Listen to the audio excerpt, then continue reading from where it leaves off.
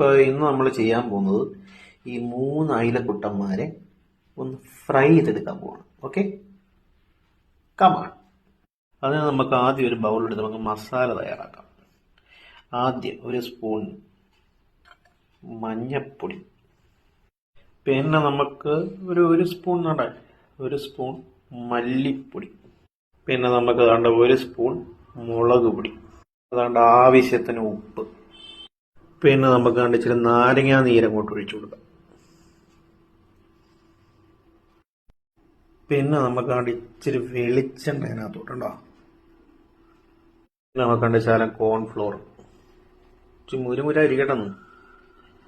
ഇനി ഇച്ചിരി വെള്ളം ഒഴിച്ചാൽ മിക്സ് ചെയ്തങ്ങ് എടുക്കാം. ഓക്കെ, അപ്പോൾ നമ്മുടെ മസാല റെഡിയായി.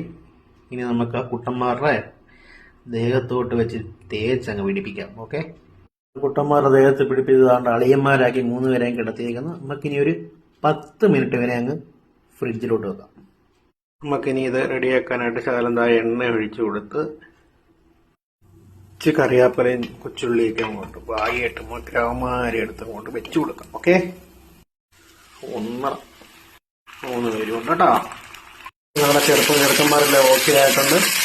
എല്ലാ ആയിട്ട് വീഡിയോ ആണ് വിളിച്ചേക്കണേ.